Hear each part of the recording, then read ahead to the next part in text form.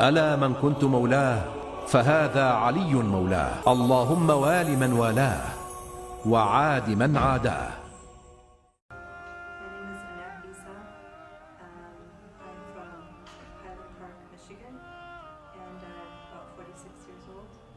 I was born into a family that was Catholic, and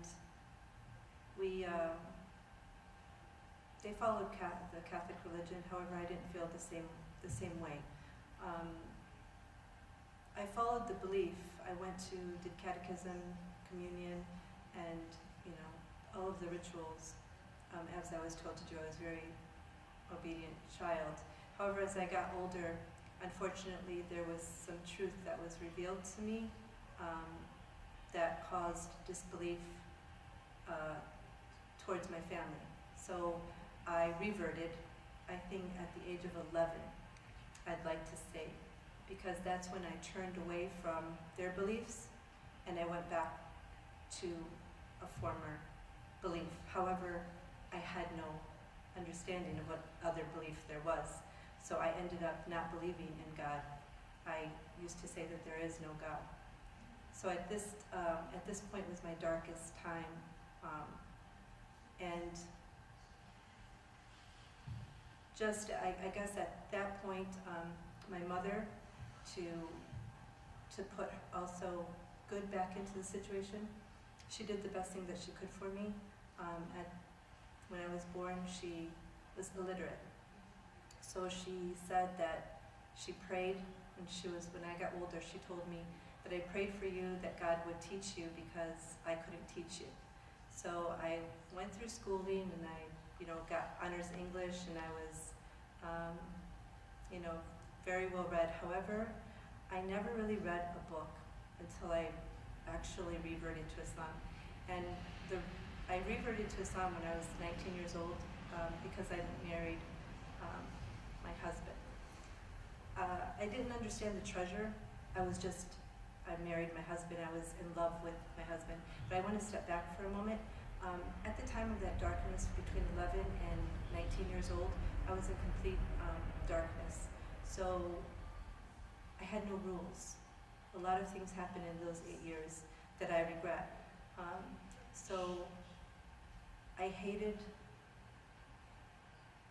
my family, I hated myself, I hated the world, I hated humanity at all. I thought everyone was liars. If my family could lie, then who is there to trust? So in order to not go into the story of what they lied about, it's not important. The point is my truth and honesty and trusting anyone who's crushed. So 19 years old, I fell in love with my husband. Only God knows. So I think from 11 years old, God was already leading me to my husband and to Islam. Why? I still didn't know. Why afterwards, when I got married, this is when the trouble actually began. So because I was so lost,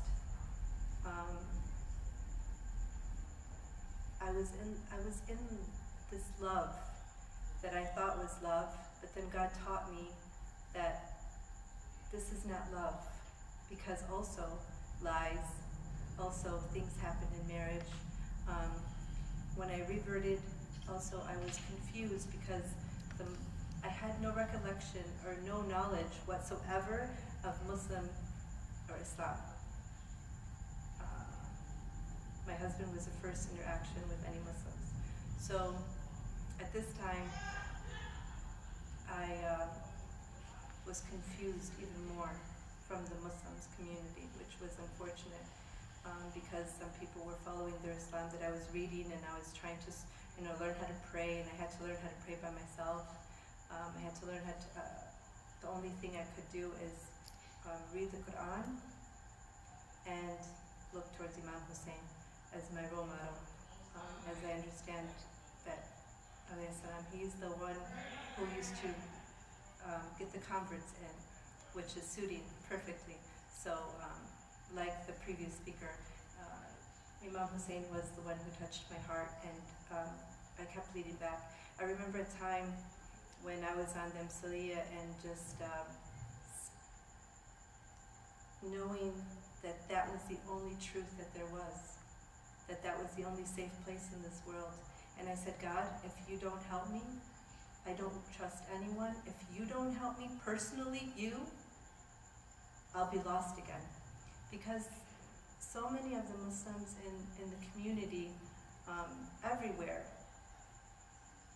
were practicing Islam, which I'm still practicing, and I'm not claiming that I know or I'm practicing it right, but practicing Islam, and then but some of the things that were very clear, that were, you're just not supposed to do, I saw it very clearly. Because why? Because I also saw that on the other side. I saw that in the Catholic faith as well, So I was very confused. I had to learn the religion. I had to learn the culture. I had to learn the language, all of these things. So it tore at my heart in many different ways. Why did I stay? I believe that all of us, every single one in humanity, has a story to tell. Every one of us are reverting to Islam, regardless if you were born Muslim or if you were, Catholic or Jewish. I was in submission when I was born. So I'm reverting back to that submission. And I believe that I want to give God myself back better than how he gave me. When you take something from someone, you have to give it back better. So I try to improve myself, not for myself in the beginning. It's more for my husband, because, you married Hispanic. Oh, I'm Hispanic, by the way. Sometimes I forget that I don't say that. I'm Hispanic. And, you married, someone else not from your culture or your religion, and you have to step up, you gotta, I had to learn to cook and all of those basic things, but also I had to work on my inner soul. So I think I was always thinking at that time that when I was struggling, that God was testing me, and he was punishing me. I really thought God's just punishing me. And to tell you the truth, I said, go ahead, punish me. Punish me to the ground till I'm dust, until I'm nothing, until my ego is gone, until anything that you want, you have every right. I should have known this from a long time ago, and I'm ashamed that I didn't, and it should have been obvious. So reflection came into play. That's when I started to write, and I started to reflect about my childhood, and then I saw Allah. I saw Allah there when I was singing a song to my daughter, who, I'm not going to sing it then, but it said, Allah Ruru baby. Duérmese, and I'm not going to say anymore. And that is when it hit me. Allah, Ruh is soul. My grandmother was singing that to me when I was an infant. So Allah's been there with me from day one. These simple proofs, to me kept me going and kept me striving. And the fact that my life was improving, the fact that people were respecting me, and I was in a wonderful, loving family and a lot of support. So all of these things, a lot of people like to take the credit for bringing me to Islam and introducing me to Islam, or teaching me the language, or all of these things and I cannot give any praise but to Allah. He sent every single person to me that I needed, and the exact time that I needed it. So I'm eternally grateful for that. So of course I said, do whatever you want with me. And I took the struggles for a long time.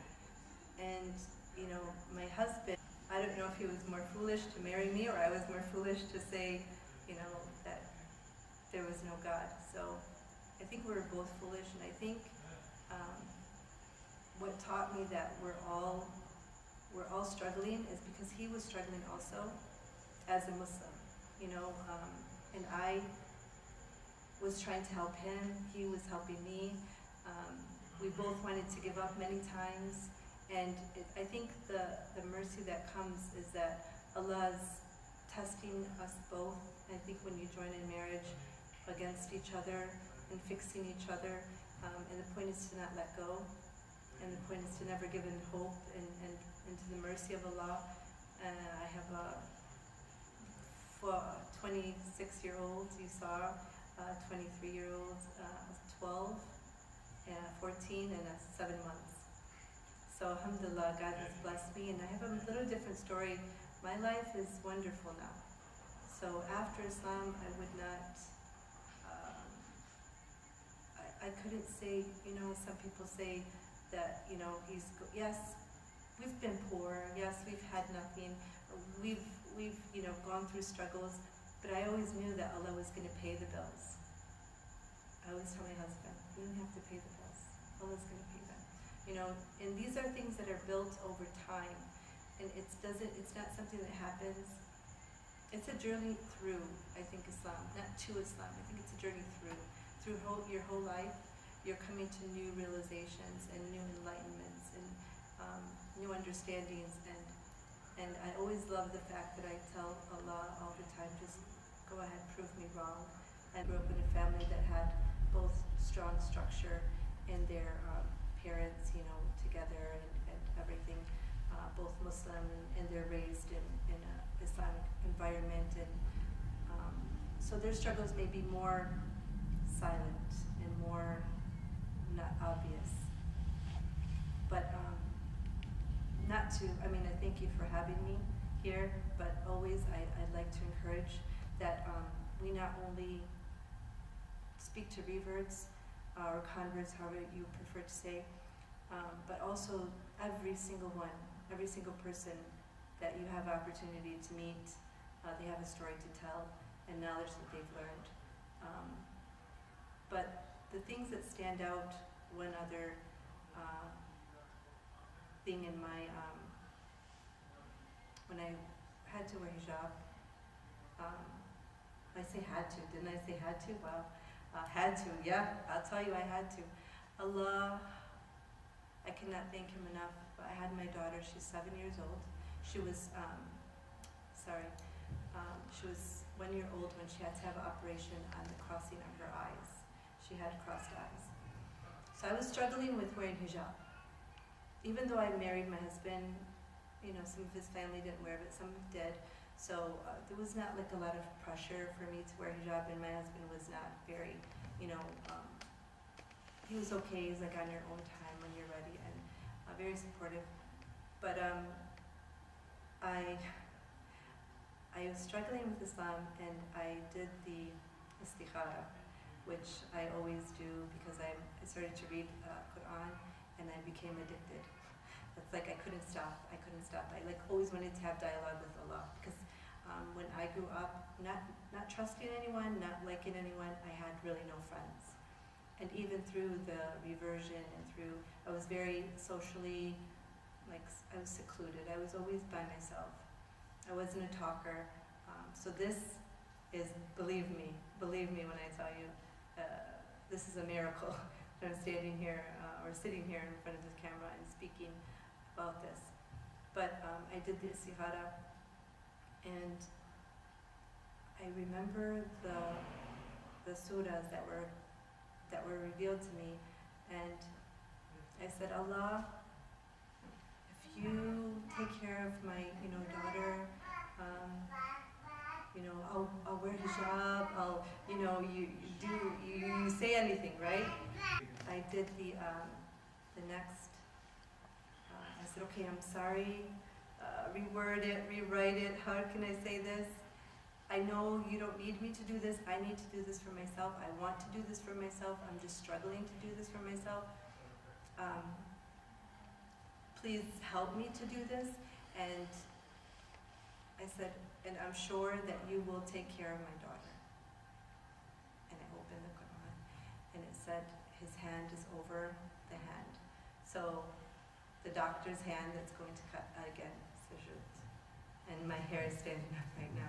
And I put on hijab, crooked, flipping around. I fasted that day. The next day my husband said, "What are you doing?" I said, "I'm wearing hijab. I told you it's one day, this is the day. Come on, let's go. We can't be late." So he said, "Okay." And he kept staring at me like the whole time. And he's like, and my scarf is like, you know how you pin it in the satin ones? That's why I wear two-piece. It's flipping everywhere, and I keep on. And so it was a struggle, but these are the types of signs I had that strengthened my faith every time. And many things as I looked through reflection, I suggest for everyone to do this if you're struggling with, Islam, and to reflect upon your life from the childhood, just like you brought up the childhood. How do I feel about my reversion coming gradual and not like a instant revelation that I'm going to embrace Islam? I thought about that many times, and I was like, subhanallah, some people, and I look at them sometimes with envy. I said,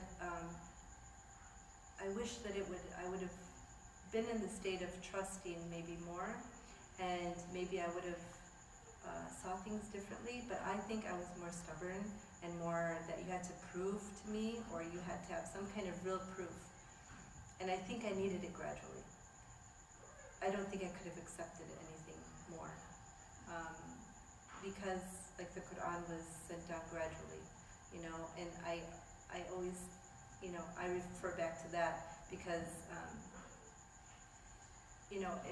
if I would have taken it, if I would have been able to, just have a revelation and it just, ended up happening, I'm going to just embrace Islam because, today this is just, whatever the situation is, I don't think it would have been as meaningful as it was to me because I got the proof that I needed.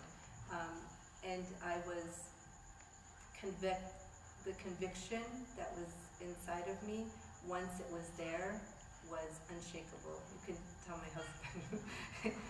So, and we always, I guess, how can I say, we challenge each other in regards to this, because each person is growing, and sometimes some grow faster than others, and sometimes it takes longer, for some to catch up to them. So sometimes I'm like, come on, figure it out, and then he'll get it, but you have to let him come on his own. And then I'm sure sometimes he was like, come on, figure it out, and but we have that patience that we have to wait for each person to develop. So I think everything for me in my situation was always gradual, and I don't think I would have had it any other way. And as I've said before, in other tough, situations, I believe that there's many roads to get to Allah. In the Judaism, in Christianity, and in this, I just feel that I wouldn't have it any other way, if that makes sense. I wouldn't have my life any other way because of the fact that, because I struggled and because I didn't maybe know about, Islam and know about anything, is more, naive, not coming into this, I have this conviction and I have this book and I have these proofs and things. I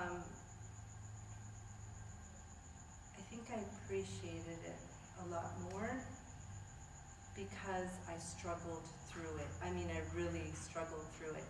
So everything that was, I think it's always said, how are you going to evade from the reward if you don't, struggle and through the challenges, you won't appreciate it. So I think I appreciate it more, and now I just want to say it's a reformation that's happened. I would never look back at my life now with regret. I look at it as a blessing, in fact. I thank my mother for that prayer, because I say that for my children now, because I know that I don't control anything that happens to my children. It's all in Allah's, hands and His mercy. So I wasn't there at that time. I wouldn't have been there. I don't think I could have gotten to this state of mind had I not gone through that reformation. And as I see it, I think that Allah has blessed me with the fact of patience now. I didn't believe, right? Reverting was easy. Reverting was easy. Turning away from what you don't believe in, if somebody do something wrong, I don't believe in that. That was simple. The hard part was the faith and believing.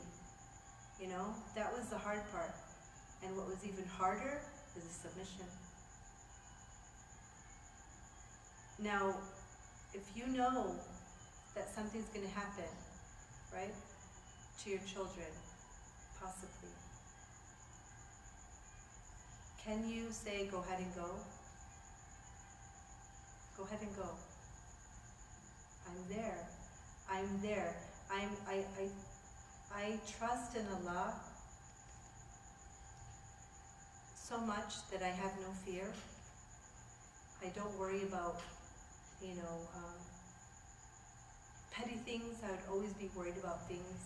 I'm always practicing it, don't get me wrong. It's not something that's totally complete and you're done and, okay, let me put my, my reversion up on the shelf and I've got a ticket straight there. No, I'm always practicing it.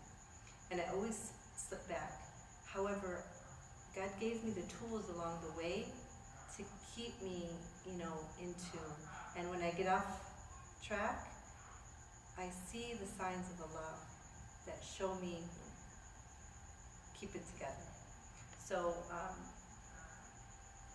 in the total darkness to not total light, because no one can be in the total light.